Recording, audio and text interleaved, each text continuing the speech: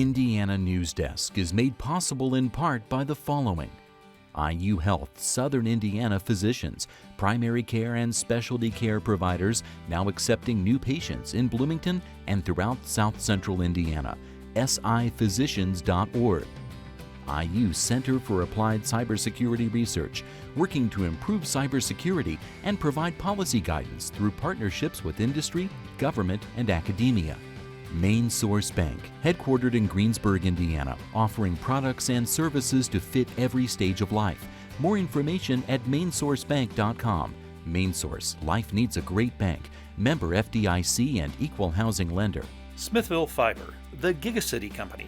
Fiber Internet, HD, and digital IPTV in Southern Indiana. More information at smithville.com. And by WTIU members. Thank you. Coming up on Indiana Newsdesk. The election is over, and we'll turn to a political analyst to help all of us make sense of it. And how Republicans winning every state race and maintaining a supermajority in both the state Senate and House will impact Hoosiers. A lot of issues come into play as a prosecutor decides whether to pursue the death penalty, but perhaps the biggest is money. We will obviously try to gauge the wishes of the family to understand that, but ultimately their wishes can't control the decision. Plus, Naloxone reverses the effect of an overdose and saves lives. But one of the biggest barriers to making it more widely available is the stigma surrounding addiction. It's the secrets and it's the shame that keep people isolated with an addiction, and they don't seek help. Those stories, plus the latest news headlines from across the state, right now on Indiana Newsdesk.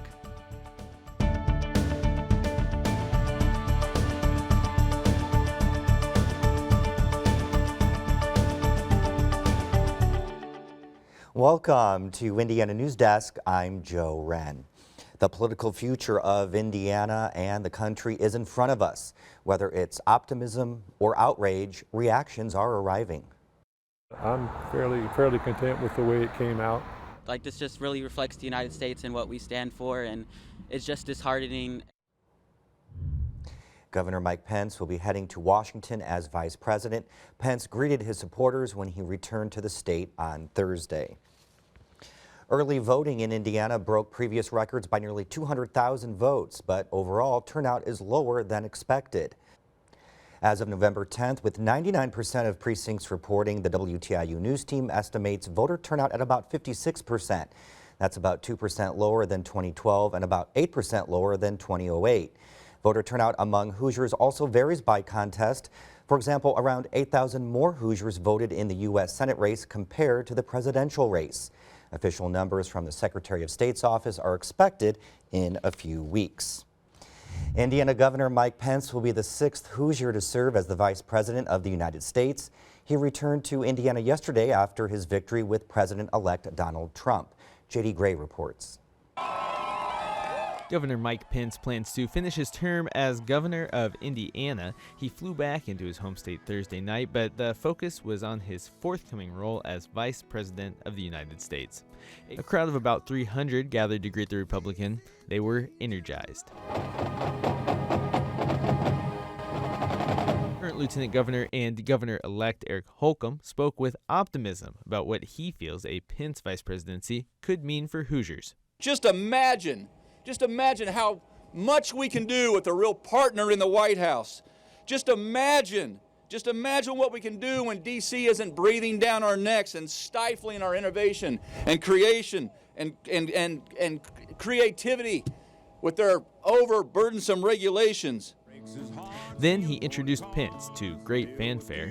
And like I said about Indiana on Tuesday night, when it comes to a Trump-Pence administration, you ain't seen nothing yet. Ladies and gentlemen, please give a great big Hoosier welcome to our First Lady and Vice President-elect of the United States of America, Mike Pence. Pence greeted the crowd before taking the podium, and the crowd chanted his name. I am deeply humbled to stand among my neighbors and friends with my family at my side to know that it will be my great honor to take that lifetime of experience to serve as the Vice President of the United States of America, and I want to thank you all. Pence spoke briefly with gratitude for his family and those that have supported him in his run for office. For Indiana Newsdesk, I'm J.D. Gray. Pence plans to remain in office through January, at which time he will begin acting as vice president. Joining us now is Professor Bernard Frege. He teaches at Indiana University in the Department of Political Science. If you're watching election night, you were with us. Thanks for coming back. I want to start by asking you about Pence's role as vice president. What kind of role do you think he'll have on Pence and policy? Well, I think that our governor is going to play a prominent role in the Trump administration. As we saw just this morning, even just less than an hour ago, he's been named now in charge of the transition team for Donald Trump. So he's already playing a large role, not just in terms of policy and the ideas that he might have, but also in terms of the other individuals who are going to be involved in the Trump administration. Indiana's Republicans, as you know, swept available U.S. and statewide seats. This includes Republican Todd Young's defeat of former Senator Governor Evan Bayh. Let me be clear. Our challenges and our enemies don't know us as Republicans or Democrats. Only Hoosiers and Americans. So we must face our challenges as Hoosiers and Americans. And you talked about this on election night. What effect did the presidential election have on the local, statewide races? Well, I think what you saw is what we call in political science a coattails effect, which is that Donald Trump, who was intensely popular, even more popular than expected in Indiana, was able to carry the other Republicans down the ticket and give them a little bit more of a boost than they would otherwise have. So we saw this with Todd Young and also with our current Lieutenant Governor, soon-to-be Governor, Eric Holcomb. Let's talk about the race for governor. Eric Holcomb won the seat on Tuesday, and now he's working with his transition team. They are talented, experienced, and a diverse group of individuals who I know are up to the tall order, to the task of putting together the ultimate team that will be required for us all to take Indiana to the next level. So the team includes people who have worked with former Governor Mitch Daniels in the past. How much of the Daniels influence might be seen here in the Holcomb administration? Well, I think what you've seen in Indiana, especially for the Republican Party, is that Mitch Daniels still plays a prominent role as kind of someone who showed them the path, right? The path to victory. And although it's probably too early to tell exactly what kind of a role or influence he'll have in this new gubernatorial administration, I think it'd be very surprising if he didn't play some kind of role. The Republicans maintain supermajority in the State House. Can we expect things to look much different with Holcomb? Probably not, from what I would think. The National Republican Party might be shifting their priorities a little bit. As we already saw, the Trans-Pacific Partnership, TPP, Mitch McConnell said he's going to pull that bill. They're not going to talk about it, largely because of Donald Trump campaigning against that measure during the general election. Let's get to Republican Trey Hollingsworth, Democrat Shelley Yoder. Campaigns ran against each other, included many jabs. Ultimately, of course, Hollingsworth won. What can we take away from that campaign? Well, I think what we saw is that Trey Hollingsworth was able to ride a Republican wave, but was a good candidate in his own right. Was able to effectively target Shelley Yoder in a strange way, in many of the ways that Shelley Yoder was also talking about Trey Hollingsworth, saying, this is a person that doesn't really have Hoosier interests in mind, and Trey Hollingsworth was able to, come to victory along with the other Republicans in the state. All right, thank you very much for being here. Thank you, I appreciate it. The Marion County Public Defender's Office says the county could spend more than $1 million on the murder cases against Jonathan Cruz. The Indianapolis man is accused of shooting and killing 3 men in May. Reporter Barbara Brozier joins us now with more. So, Joe, the reason those cases could be so expensive is because the Marion County prosecutor is pursuing the death penalty. The state will reimburse Marion County for up to 50% of the costs for providing Cruz's attorneys. But that means the county could still be on the hook for hundreds of thousands of dollars it didn't budget for. Over a period of 3 days in May, police say 19-year-old Jonathan Cruz shot and killed 3 men.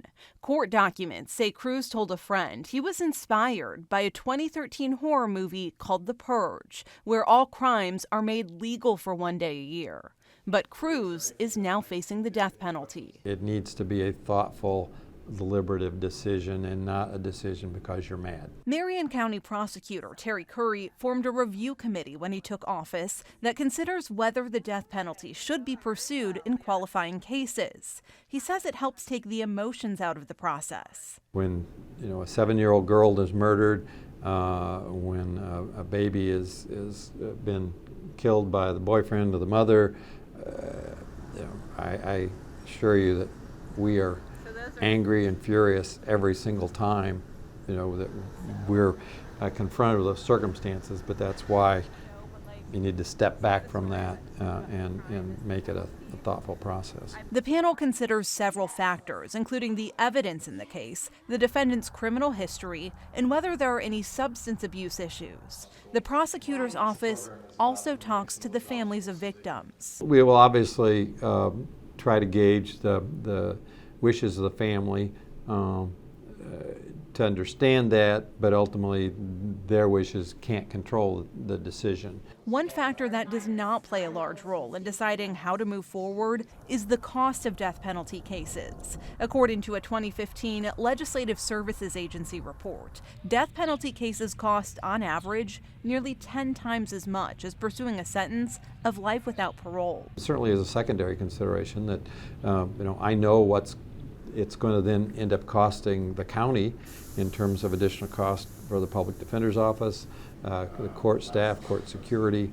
According to figures compiled by the Marion County Public Defender's Office, the county spent more than $2 million on 6 death penalty cases over the past decade. Of those cases, 4 resulted in life without parole sentences. The other 2 are still awaiting trial, which means the costs will only increase. The county used to set aside a designated amount in its budget every year to handle death penalty cases, but the costs became too unpredictable. I can't predict year in and year out which case is going to go death, so it creates quite a hardship on my budget. Chief Public Defender Robert Hill says his office pays for death penalty cases up front and then asks the county council for reimbursement. They have to borrow from funds that they might want to otherwise use for funding, say, police cars or parks or something like that. So this is a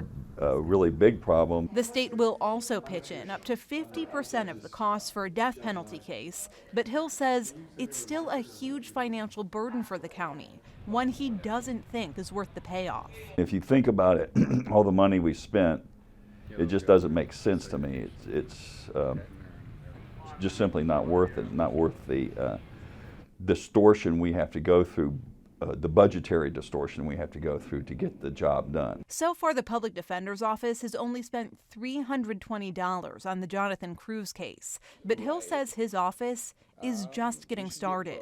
He thinks the case could reach the $1 million mark. If it's a marathon run, we haven't even gotten out of starting blocks yet.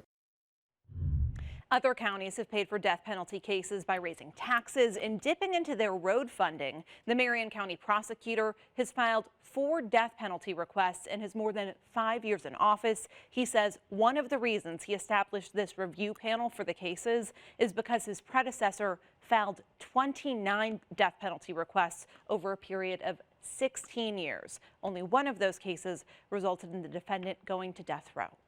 All right, thank you very much, Barbara. Coming up next on Indiana Newsdesk. Voters elected a new state superintendent. On the campaign trail, Jennifer McCormick talked about the similarities between herself and outgoing schools chief Glenda Ritz. The question now is whether McCormick will be more effective because she's a member of the majority party. It can give somebody an opportunity to survive an overdose and maybe give them time to think about getting help, because ultimately that's what we would want. And communities are responding to the opioid epidemic by, among other things, trying to make naloxone more widely available. But there are still barriers keeping people from getting the heroin antidote. These stories and more right here on Indiana Newsdesk. I can change the world with my own 2 hands.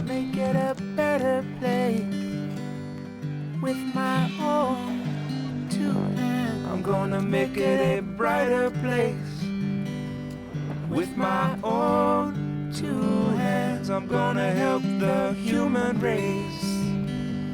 With my own two hands, I can hold you. In my own two hands, and I can comfort you. With my own two hands, with my own two hands.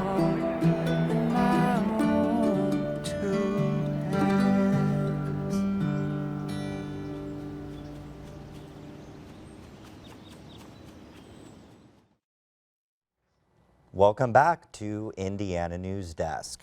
Hoosier voters showed overwhelming support this week for Public Question 1. It adds the right to fish and hunt to the state's constitution. One thing to note is that the amendment does not change any current laws or affect the General Assembly's position as the only authority that can change these laws. Indiana is the 20th state to pass such a measure. The right to hunt and fish is the 11th consecutive amendment to the state constitution in the past 20 years. Jennifer McCormick will be the new superintendent of public instruction. The seat is currently held by Democrat Glenda Ritz, who often butted heads with members of the State House. And although Ritz and McCormick shared many similar policies while campaigning, McCormick believes her election could bring a change to the dynamic between educators and politicians. And from the very beginning, I have made it clear we will always put students before politics. The day of putting political agendas before kids has got to stop, and today is the day. Joining us now is Indiana Public Broadcasting education reporter Peter Bellanon-Rosen. Peter, is this true? If McCormick presents its stance different from the Republican majority, will it have any type of traction? Well, the biggest difference I think we can see is this. In recent years, the legislature hasn't really used the Department of Education as a resource when it comes to writing legislation about education. A lot of that had to do with political differences between the Republican legislature and Democrat Glenda Ritz. So under a Republican Superintendent Jennifer McCormick, we could see some changes with that. It's important to note that with legislation, the legislature doesn't need any approval from anyone else. This session they'll be looking into things like school funding, looking into things like the new standardized test and school ranking system, and they ultimately have the final say in things. Before Glenda Ritz, with Republican former Superintendent Tony Bennett, there was a lot of collaboration between the State Department of Education, the governor, and the legislature. So with a new Republican at the head, we'll see how this plays out. So you mentioned the new state test. We should also mention the voucher program. Will she and the Department of Education get to do anything independently? Right. So one of the biggest things that the current administration will have to work towards is a new federal education law that is coming down the pipe, known as the Every Student Succeeds Act. That law returns a lot of power to state education departments to create policy. Over the past year, Glenda Ritz and her administration have been doing a lot of work to make sure they're in compliance with that law.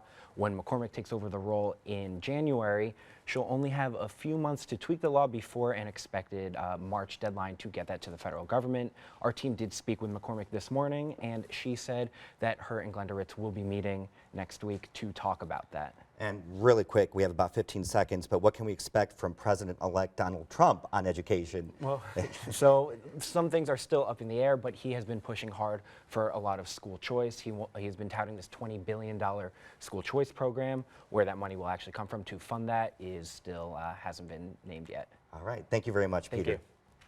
Aside from superintendent, 10 referenda providing funding to public schools were on the ballot. Voters approved all but one. That one was in Gary, Indiana. The MCCSC referendum passed with more than 80% of the vote. The money will fund teacher salaries, programs, and extracurricular coaches. Someone asked me, was I optimistic? I said yes, and why? Because I have faith. They believe in education, they believe in their children, they believe in the future. They understand what education means here. So our challenge with the referendum was to make sure they were aware it was happening. And once they're aware, they showed up. They really did. The levy will generate about $7.5 million each year for the district and will be in effect for the next 6 years. Indiana University is taking steps to prevent opioid overdoses on and around campus. Lindsay Wright joins us now to tell us more about the pilot program. Thanks, Joe.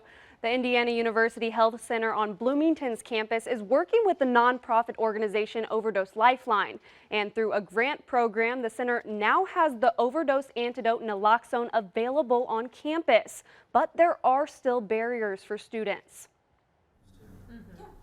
Allison Grider is a graduate student at IU studying social work. Although she's always known that social work was her calling, she's battled addiction since she was in high school, and that's made pursuing her dreams a challenge.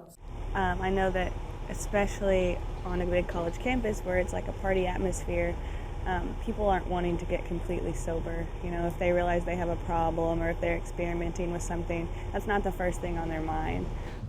Grider says she's experimented with and abused all different kinds of substances, a path that led her to move back in with her parents while not being able to work. Indiana University's Bloomington Health Center offers resources to help students like Grider who've struggled with addiction. And now the center has a new tool in its arsenal. The on-campus facility is offering the opioid overdose intervention drug Naloxone to students. It's free and confidential. Through a grant from nonprofit organization Overdose Lifeline, the school received 20 kits. Inside the Naloxone kits are 2 nasal doses and how to use instructions. So give a dose, spray it in one nostril, give a dose.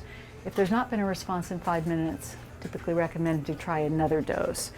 And students who do come in and were given one, they don't have to go through the training right then and They don't know, they can just simply pick it up, take it and read it. They could always call if they have any questions. IU is the first university in the state to take part in the 2-part pilot program. The second part involves offering hour-long educational workshops to groups or classes where people are taught how to administer naloxone and other life-saving techniques, including intervention. Legislation passed this year in Indiana makes naloxone available at pharmacies across the state without a prescription. Dr. Diana Ebling says that was a light bulb moment for some people who realized that opioid abuse was a problem in Indiana. But nationally it's a problem, that opiate addiction is a problem, heroin use is a problem, and don't want to be naive to think that it's not happening on campus. But just because the kits are available for free doesn't mean it's a barrier-free program. Since the health center began offering naloxone in September, it's handed out only 1 kit. The problem is there's still the stigma associated with drug use. And I feel pretty strongly that we need to advocate for more awareness and reduce stigma, because it's the secrets and it's the shame that keep people isolated with an addiction, and they don't seek help. Whitney Meeks was a student at IU in 2006 when she became addicted to prescription drugs. She's now in treatment after being an active addict for 6 years. She relates to the stigma and says she didn't feel like she had any resources when she was in school.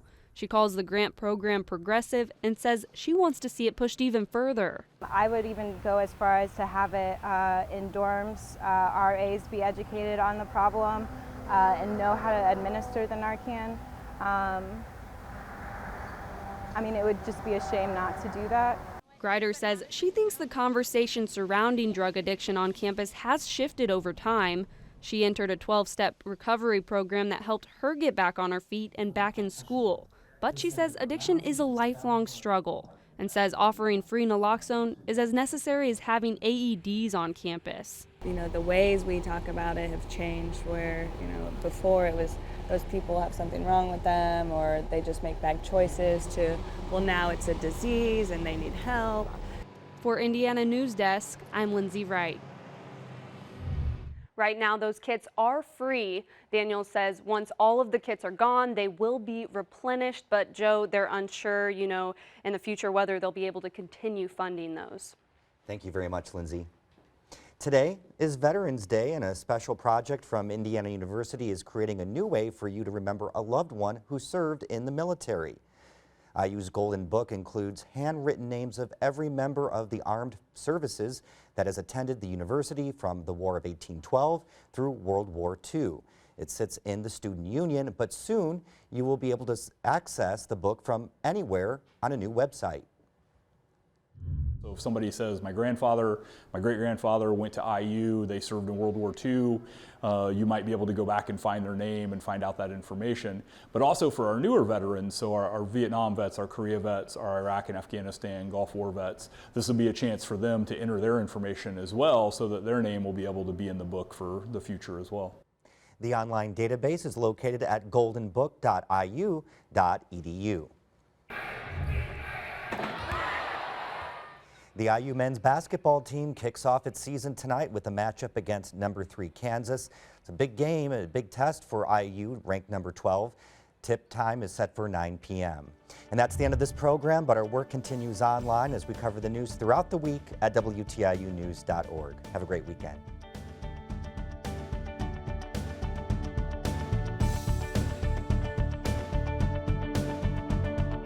Indiana Newsdesk is made possible in part by the following: IU Health Southern Indiana physicians, primary care and specialty care providers now accepting new patients in Bloomington and throughout South Central Indiana. siphysicians.org. IU Center for Applied Cybersecurity Research, working to improve cybersecurity and provide policy guidance through partnerships with industry, government, and academia. Main Source Bank, headquartered in Greensburg, Indiana, offering products and services to fit every stage of life. More information at mainsourcebank.com. Main Source, life needs a great bank. Member FDIC and equal housing lender. Smithville Fiber, the Gigacity Company. Fiber Internet, HD, and digital IPTV in Southern Indiana. More information at smithville.com. And by WTIU members.